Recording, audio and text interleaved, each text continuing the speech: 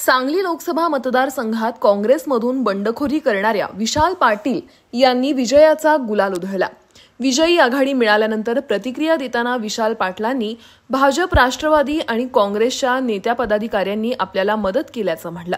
ज्यांनी धाडसानं माझ्यासाठी काम केलं त्यांच्या संरक्षणाची जबाबदारी विशाल पाटील यांनी घेतली। विशाल पाटील काय म्हणाले तर जगताप साहेबांनी भाजपचा राजीनामा देऊन माझ्यासाठी काम केलं। जयश्री वहिनींनी काँग्रेसच्या असून जाहीर व्यासपीठावर येऊन प्रत्येक घरात गल्लीबोळात जाऊन माझा प्रचार केला। आमच्या घरातले प्रतीक दादा, आमच्या आई यांनी जोरदार काम केलं। स्वर्गीय पतंगराव कदम यांना मानणारा मोठा वर्ग आहे, त्या सर्व गटानं माझी पाठराखण केली, मला मोठं मताधिक्य दिलं।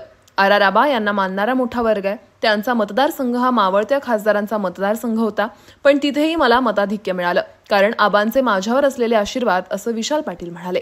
शिवसेना नेते अनिल बाबर यांचं 2-4 महिन्यांपूर्वीच निधन झालं, पण ते जिथून आमदार होते त्यांना मानणारा वर्ग आहे, तिथं 17 ते 18 हजारांचं मताधिक्य मला मिळालं।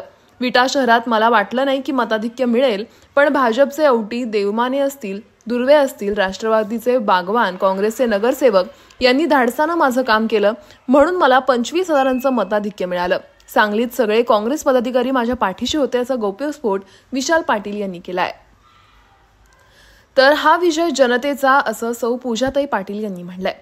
ज्यांनी धाडसानं माझ्यासाठी काम केलं, ज्यांना त्रास झाला, धमक्या दिल्या, त्यांना मी आश्वासित करतो की तुमच्या संरक्षणासाठी मी सक्षम आहे।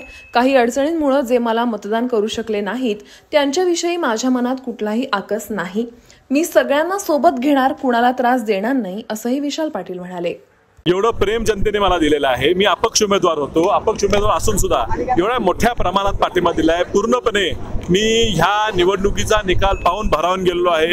एवढं प्रेम जनतेने मला दिलं। एक अपक्ष उमेदवार, वसंतदादांचा नातू म्हणून मी लढतोय आणि म्हणून जी साथ मिळाली आहे, चिन्ह नवीन असून सुद्धा, सगळी अडचण असताना सुद्धा चिन्ह नाव खाली गेलं, अशा वेगवेगळ्या अडचणी भाजपने सर्व प्रकारचे प्रयत्न केले। ही निवडणूक चोरायचा प्रयत्न केला, वेगवेगळे आमिष दाखवले, पैशाचा आम्ही वापर केला, सगळे प्रशासनाचा वापर केला, सगळं करून सुद्धा जनतेने निर्णय घेतला आणि म्हणून आज मी आघाडीवर आहे।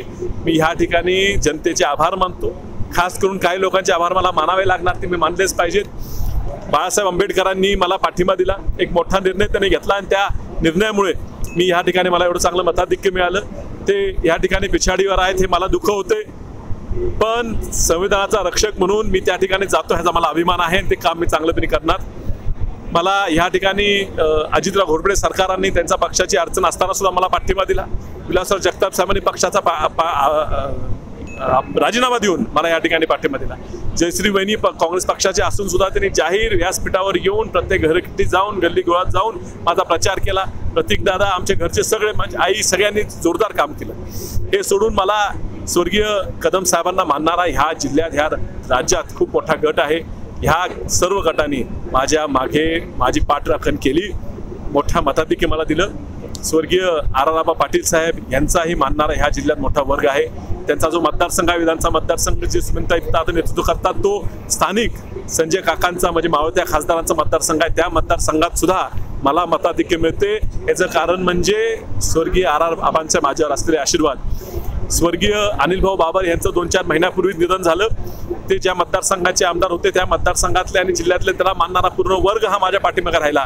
जवळजवळ 17-18 हजार मताचं मताधिक्य मला त्या मतदारसंघातून मिळताना दिसते। हे निश्चितच त्यांचे सगळ्यांचे आभार मानले पाहिजे। विट्यासारख्या शहरात सुद्धा नगरसेवकांनी सगळ्यांनी माझ्या पाठीमागे यायचा निर्णय घेतला।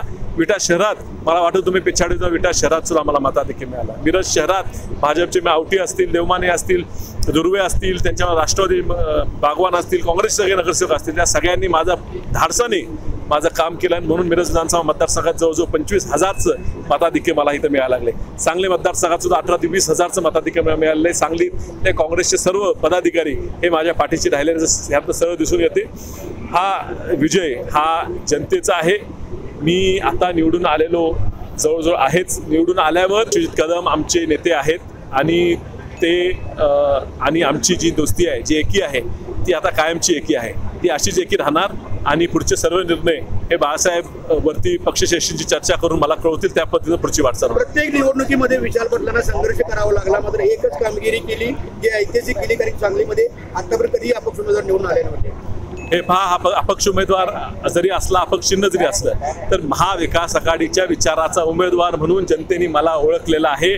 काँग्रेस पक्षाच्या कष्ट करणाऱ्या कार्यकर्त्यांचा प्रतिनिधी म्हणून जनतेने मला ओळखलेला आहे आणि त्यातनं माझा विजय झालाय याची जाणीव मला पूर्णपणे आहे. महाविकास आघाडीमध्ये जाणार आहात का? मी काँग्रेस पक्ष जो निर्णय घेईल तो निर्णय विश्वित करताना ते कळवतील, त्या पद्धतीने वाटचाल माझी राहणार. सांगलीच्या जनतेने आम्हाला पूर्णपणे विश्वास दाखवलेला आणि तो आज विश्वास खरा झालेला आहे आणि सांगलीच्या जनतेचं आणि पूर्ण मतदारसंघाचं खूप खूप आभार.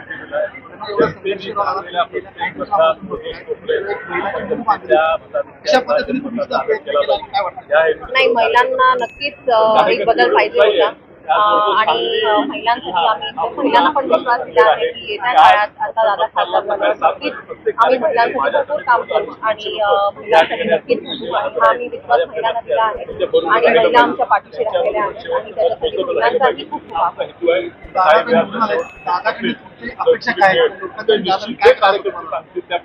माझ्या काही अपेक्षा नाही आहेत. आम्ही जनतेसाठी काम करणार आहे. जसं वसंतदादा काम करायचे, प्रकाश बापू काम करायचे, प्रतीकदादांनी काम केलंय.